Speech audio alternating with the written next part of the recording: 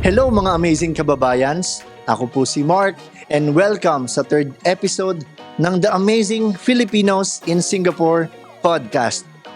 And today, makakakwentuhan natin ang isa nating kababayan na mahigit 3 dekada nang naninirahan dito sa Singapore. Isa siyang sikat na mananahe ng mga orihinal na Filipiniana gowns at barong Tagalog dito mismo sa Singapore. Truly amazing talaga. Kaya eto na siya at ready nang makipagkwentuhan. Ladies and gentlemen, please welcome Miss Monina Puzon Pichay. Magandang araw po, Miss Monina. Kumusta po kayo?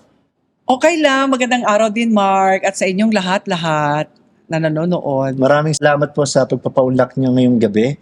And I'm sure marami po talagang mga fans niyo ang gustong marinig ang inyong kwento. Of course! Miss Monina, taga saan po ba kayo sa atin sa Pilipinas? From Vigan City. Okay. Yeah, Vigan, Ilocos Sur. Very popular po yan sa Pinas. Oo naman. Sa mga bahay na bato. Yes. Spanish Oo, infrastructure. So, kumusta naman po yung childhood niyo sa Vigan? Siyempre masaya. Actually, yung mama ko from Bicol, yung papa ko from Vigan, pero lumaki kami sa Vigan. Tapos, siyempre, masaya nung mga kabataan namin nung mga kapanahonan namin. Ilan po kayong magkakapatid? 6, pang-4 ako. So, sa Vigan na po kayo nag-aral? Oo naman, from elementary to college. Tapos nag-aral ako sa University of Northern Philippines. Sa Vigan din po ba yun? Yeah, sa Bigan yun, from elementary to college. Ano pong course yung na kinuha niyo po doon sa Vigan? Tapos ako ng Bachelor of Science in Business Administration, major in Management. Ganun lang kasi kasimple yung mga kurso noon. Diba? Okay. Bago po kayo pumunta sa Singapore, kinasal na po ba kayo sa Pinas? Paano po ba yung... Actually, hindi pa. So, nagtatrabaho ako noon sa MPWH. MPWH po is? Ministry of Public Works and Highways. Okay. Tapos, syempre boyfriend ko na si asawa noon. Tapos, Okay. no, nagdesisyon siya na pumunta dito sa Singapore kasi meron na siyang 2 brothers dito. They're all architects and their families nandito na rin. So, no, nag-decision siya na susunod siya dito sa Singapore. Mga 1989 yon. So, nagpakasal kami bigla-bigla. 1989 po. Anong year po kayo kinasal? 1989 din po ba? 1988 po kayo kinasal. Then, after nun, tapos, may anak na po ba kayo nung pumunta wala rito? pa. Wala pa. Oo. Kasi 25 years old pa lang ako noon. 25. Oo, tapos 1989, 26 na ako. So, nagdesisyon siya na pumunta dito sa Singapore. Pumunta siya dito mga July 1989. Tapos sumunod ako ng mga siguro September or October. 1989. Ano pong hitsura ng Singapore noong 1989? Oh my God. Talaga namang very different from the Singapore now. Kasi noon, marami yung mga buildings dyan or mga shopping malls na wala pa dyan noon. May Lucky Plaza na po ba nun? Siyempre may Lucky Plaza na, pero hindi pa ganyan. Kasi itong Lucky Plaza natin, ilang beses na rin niyang na-renovate. Noon hindi ganyan yung itsura niya, very ordinary lang. Tapos wala pa yung iron. Basta marami yung wala pa noon. Tapos noon, naabutan ko pa yung bus na hindi aircon. May bus po. Oo, may bus pa na hindi aircon. Parang nakita ko nga din po sa mga old pictures. Tapos yung bintana niya, yung ibubukas mo pa siyang pababa, pataas. Yung Parang din po sa atin sa Pinas. Oo. Tsaka mura-mura pa ng pamasahe nun. Naabutan ko 15 cents. 15 cents. Grabe. Ilang taon pa lang ba ako nun? 8 years old. Oh my God. Madam, tanong ko lang, marami na po bang mga Filipino at Filipina din nun sa Singapore? Noon, marami-rami na. Pero hindi kasing dami ngayon. Meron kasi noon Filipino Association of Singapore, which is the umbrella association of the Filipinos here in Singapore. Kasi later on, marami na yung mga Filipino organizations na naglabasan. May Filipino Business Executive Group noon. So itong mga grupo ng mga ito, sila yung nag-organize ng mga events or mga projects for the benefit of the OFW here. Halimbawa, yung mga domestic helpers, yung mga ganon. Okay. So meron noon, may mga singing contest, tawag nila doon, tawag ng tanghalan. Dito po talaga? Yes. Okay. Tapos may Miss Filipino Association of Singapore, mga ganon. So noon pa lang po pala talagang buhay na yung community Oo, dito. masaya. Tsaka yung mga Filipinos noon, they're looking forward sa mga weekly auditions, mga ganon. Kasi parang excited kami lahat noon na nagkikita-kita, ganon. Pag makakita ka kasi parang, uy, Pilipino ka, uy, eto ang saya, yung mga Kahit ganon-ganon. pa paano nawawala po yung lungkot mo kasi iba yung may nakikita kang kababayan. Yeah, oh. Curious lang ako, mga ilan po ba yung mga Filipino noon mga time na yun? Mga 1989? Mga 1989, 90s, sabi nila siguro close to 100,000 or more or less 100,000. Dami na din po pala Oo, talaga. Filipinos na, oo. That was 1989. Yeah, pero unlike now, it's almost 300,000. Madam, nung mga time po ba noon, saan po ba tumatambay yung mga kababayan nating Filipino? Nung wala pang mga ayon-ayon? Kaya nga, actually, nung panahon na yun, ng mga early 90s, mga ganyan, syempre marami pang bakanteng lote dyan around Orchard, yung Ayon na building na yan, dati ano yan, mapuno yan, tapos parang hill. Pag Sundays, dyan nagpipiknik yung ating mga kapwa. Kaya malaking kawalan sa kanila nung tinayuan na yan ng building. Oh. Diyan sila nagpipiknik pag Sundays with their friends. Pero yun talaga ang very nila favorite spot, yung Ayon na yan. Oo. Yung Ayon building na Bukod yan. sa Lucky Plaza. Yes, oo. Madam, tanong ko lang po kasi since nung pumunta kayo sa Singapore, hindi muna kayo nag-work. Sabi ng husband nyo, you stay at home po muna, you help with the kids para Yeah. makapag-establish kayo ng family. Paano nyo po tinake po ito? Syempre nung una, parang nag-isip talaga ako na, ay sayang naman yung pinag-aralan ko. Kaya lang, dahil eto namang si husband ay very conservative type at ang gusto lang niya talaga proper family. Kaya nga, sinuggest niya na i-pursue ko yung aking passion sa pananahi. Kasi yung pananahi kasi parang high school pa lang ako noon hanggang college, nagtatahi na kasi ako ng mga damit ko lang. Doon nagsimula kasi Doon po yun. pala nagsimula. Oo, so kaya nung nagtatrabaho ko, gusto ko kasi parang every week meron akong bagong damit. Tapos syempre, di ba, kasi yung passion ko sa pananahi is like a passion turned into a hobby. My passion in fashion, Wow. nandoon talaga.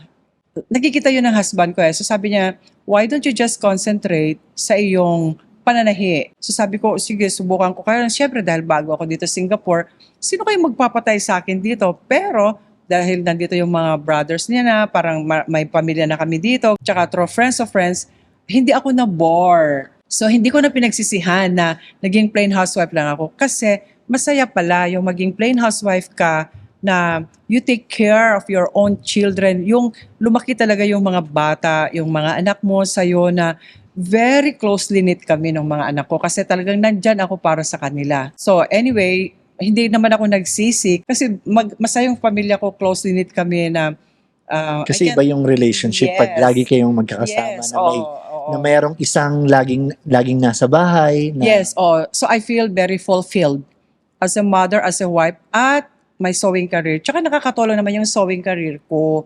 Kasi syempre, I charge naman accordingly sa mga pinapatahi nila. Nakakatulong talaga, malaking bagay.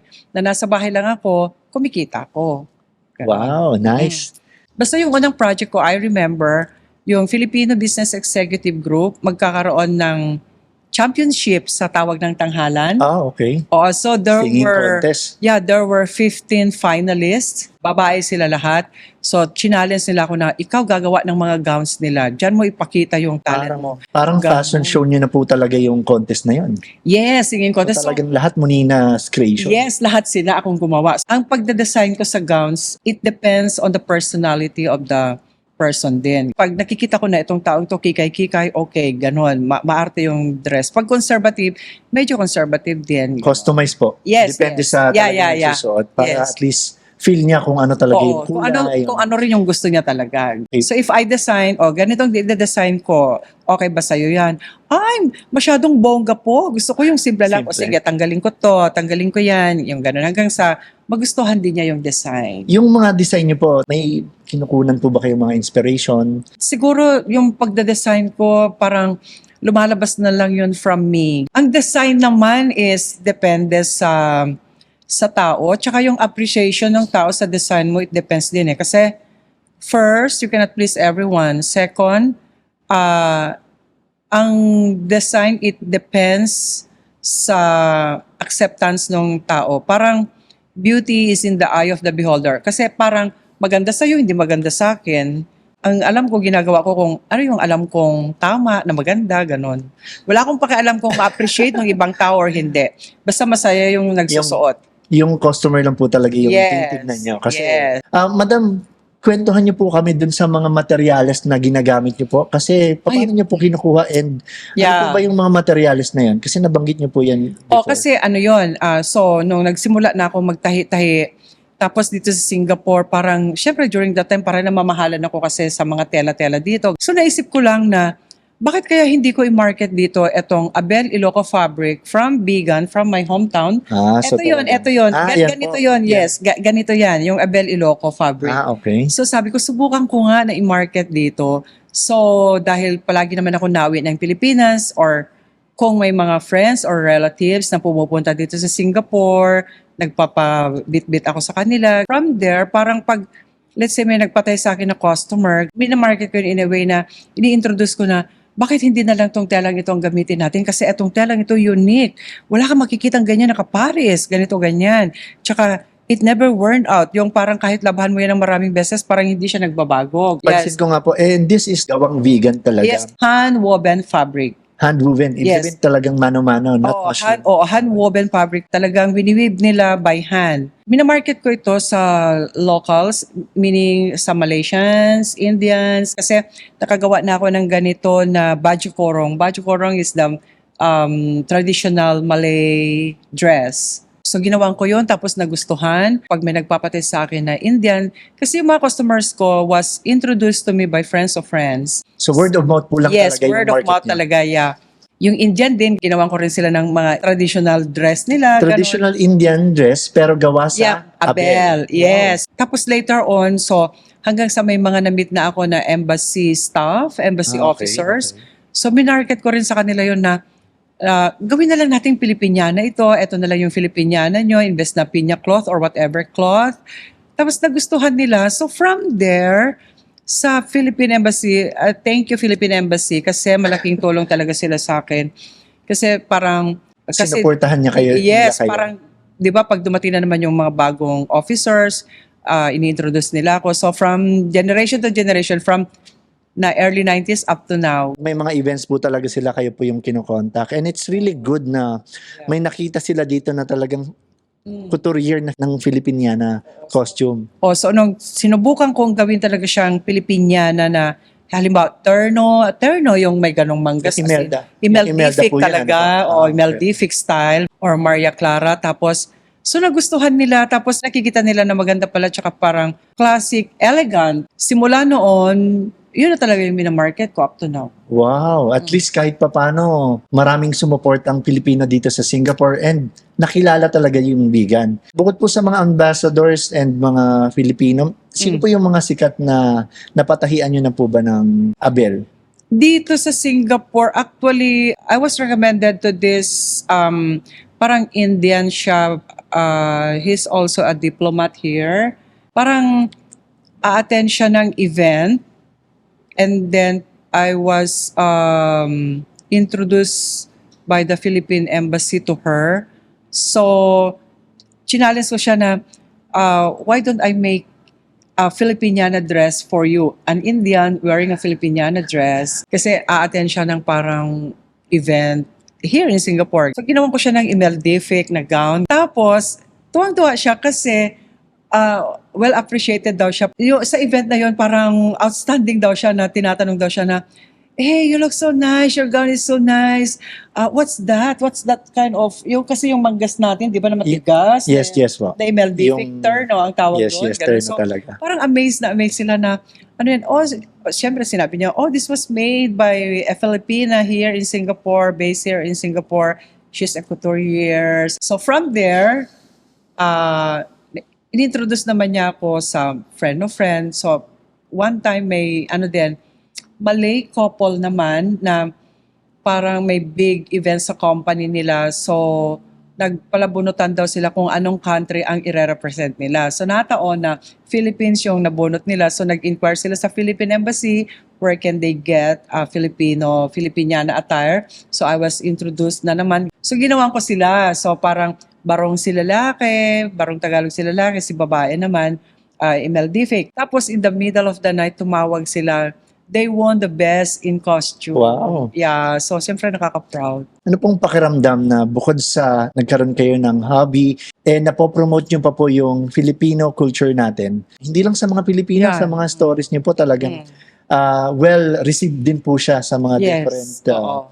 race po. Siyempre nakakatuwa yun, di ba? Parang I'm very proud as a Filipino kasi na-appreciate nila yung ating kultura, ang ating traditional Filipiniana costume na barong Tagalog for men, tapos for women, for female, mga either Maria Clara or Terno, yung mga MLD-fic na gown yun. Speaking of Maria Clara, doon ko po kayo talaga nakita doon sa isang event ng flag, yung Oh, yes, Filipinas Ladies Group. oo. Kasi paborito po namin ng wife ko yung Maria Maria Clara Clara. Ibarra. Oh, So yes. nung nakita namin siya sa Facebook event, Yeah, nakaterno sila, Yes, oo. barong Maria na Clara. Tagalog. Yes. And hindi po namin alam na meron palang nagtatahi dito na Oo nga. Pilipina. Oo. So, nung binubuo po namin tong Amazing Filipinos in Singapore, naisip ko po talaga na, kailangan ma-meet ko si Miss Monina kasi importante na makita talaga ng mga Filipino na merong talaga nagtatahi dito. Oo. Kasi dito sa Singapore, sikat na sikat yung racial harmony Yeah. sa mga school.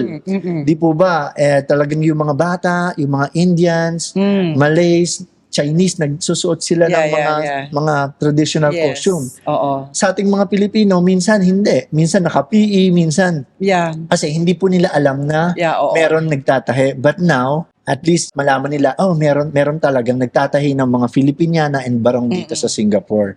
Para at least ma-represent natin ng maayos yung kultura nating mga Pilipino. Oo naman. And hindi lang po yan. Gaya ng sinabi niyo, may mga company events din po, di ba? Yes. Na talagang yung racial harmony prino-promote nila. And it's very important na as a Filipino, you represent yung culture mo. Yes, dapat.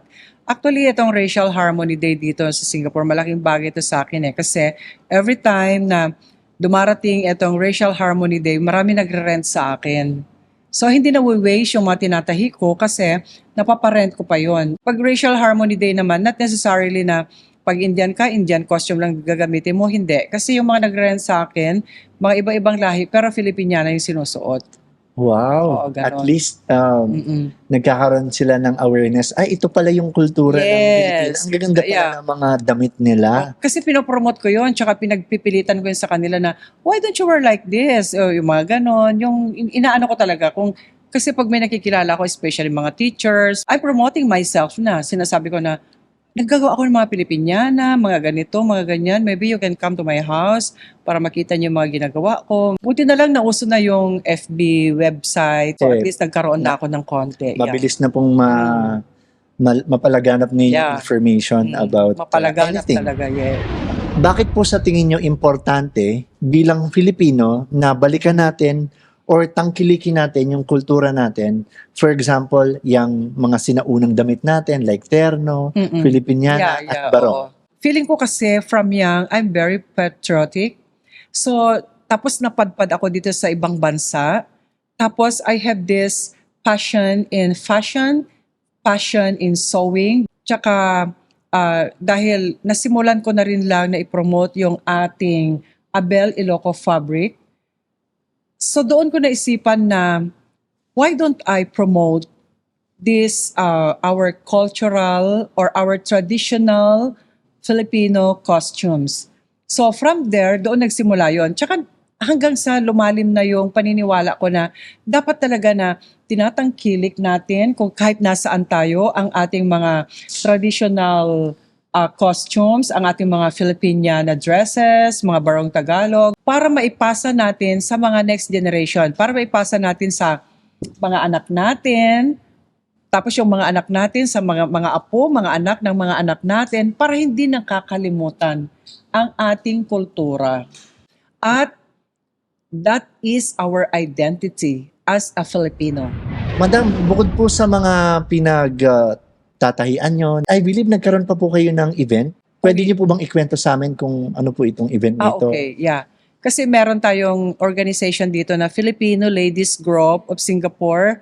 Lahat ng members dito, syempre ladies. So nagpa-project kami every year, tapos may mga beneficiary kami. Last year, na-decide namin na why don't we make this cultural event like promoting our culture and traditions from Philippines naman. Yung Philippine culture and fashion. So napag-usapan namin yon. So ang ginawa namin was nagkaroon ng fashion show showcasing the Abel Iloco fabric from my province, from Bigan, na ibig sabihin itong tela na to ay pwedeng gawin from evening gowns, wedding gowns, Filipiniana gowns, casual dress, corporate attires. World class ang tela Yes, ng Abel. oo. Ginawa ko yun. It was a successful event and we were raised a good amount from This that. is charity po. Yeah, charity yon. Kasi lahat ng models, the idea was, it comes with a dinner. So we sell the tickets, some sponsors. Pero yung mga nagpatay kasi sa akin, yung mga models ko, they ended up buying the gown. Wow. Yes, kasi ayaw na nilang i-let go yung gown. Ayaw na nilang ibalik sa akin, or actually those gowns were for sale that night. Marami yung nabenta that night. Marami yung mga models, they bought the gown para daw may remembrance sila. Pero it was a successful event. Kasi itong Abel Fabric Iloco din, sa fashion show na yon, nagpe-paint din kasi ako. Ah. Pero simpleng painting lang ang alam Kaya ko. nga po, napansin parang ko mga na ganyan-ganyan yung lang tela na may mga painting. bula-bulaklak lang, mga dahon-dahon. But it adds life to the fabric. Yes, yes. So meron din kasing Abel Iloco fabric na shawl na pinipinturahan ko, na binebenta ko rin, na magandang gawing shawl or table runner, magandang gift ideas, pangregalo, mga ganyan. That event was very successful kasi ang mga guests namin sa event na yun, not only Filipinos, maraming locals, maraming foreigners. Wow, that's good po. Kasi, Yeah. at ang nakakatuwa doon, ginagawa niyo pa sa Singapore. Actually sa vegan, kasi syempre from vegan ako, tsaka siguro nakikita nila na I'm promoting this through FB website. So nakikita nila, tsaka syempre mga kakilala ko doon, yung mayor, governor, yung mga friends ko yon. So aware sila na I'm promoting Abel Iloco fabric here in Singapore. I'm sure proud na proud po sila. They should. Dapat po pala meron kayong award sa vegan kasi you're not only promoting the vegan city Yeah. product, yung Abel, you're also promoting the Filipino heritage through Yeah, your as in, creations. yes, that's very true. Kasi yung Abel Iloco fabric, meron din akong pinopromote dito na Iloco fabric, may blanket, may pillowcases, may tablecloth, mga ganun kasi yun eh. So hindi lang po pala siya limited sa damit, pwede din hindi siyang lang, oo. tablecloth, unan, Yes, punda. yes, oo. So marami talagang paggagamitan So, yung prinomote ko na fabric. rin yan dito. Actually, yung blankets din, gustong-gusto ng mga tao dito. Kasi parang very soft din siya. Tsaka, it lasts very long. Maganda yung tela niya. Very durable siya. Kasi yung Abel Iloco fabric, yung mga weavers, they make their own yarn. Sila mismo naggagawa ng yarn nila. Sila mismo nagkukulay ng kanilang yarn. Kaya it's really durable, versatile. Halimbawa, yung blanket. Yung blanket, you can use it as a tablecloth or a blanket. As a blanket, it's very soft siya. Parang pwede mo pa siyang ipamana. Kasi hindi siya nasisira, hindi siya napupunit. Thank you po talaga, Miss Monina, for sharing your time and your stories. I'm sure marami po talagang nakarelate. Thank you for representing our country and promoting our culture dito po sa Singapore. Siguro po, isang question na lang. What do you think makes Filipinos great? Para sa akin, what makes Filipinos great, Filipinos are very willing to sacrifice for the sake of the family.